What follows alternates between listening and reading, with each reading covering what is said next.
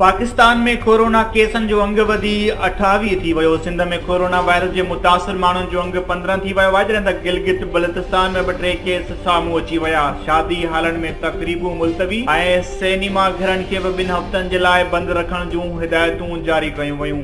Pakistan Iran ऐं अफगानिस्तान सां मिलंदड़ सरहदूं बंदि करण जो ऐलान करे छॾियो। नोटिफिकेशन में ॿुधायो वियो आहे त वज़ीर आज़म इमरान ख़ान जी सदारत हेठि क़ौमी सलामती कमेटी जो इजलास मुनक़िद थियो, जंहिं में फ़ैसिलो कयो वियो त अफगानिस्तान ऐं ईरान जा ॿई बॉर्डर 2 हफ़्तनि लाइ बंदि रहंदा।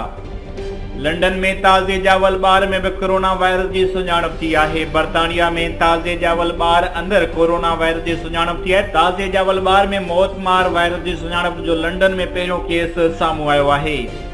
कोरोना वायरस सबबि सिंध में दरगाहूं ऐं शादी हाल्स मुकम्मल तौर बंदि रखण जो ऐलान। वॾे वज़ीर मुराद अली शाह दरगाहूं ऐं शादी हाल्स बंदि करण जी हिदायत कंदे वज़ीरनि, सलाहकारनि ऐं बशीरनि खे तक़रीबन में वञण खां रोके छॾियो आहे।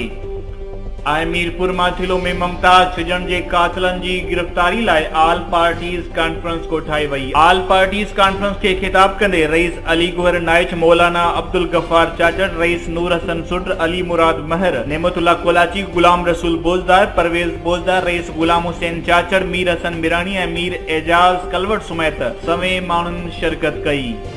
वधीक ख़बरुनि ऐं न्यूज़ अपडेट्स लाइ ॾिसंदा रहो फास्ट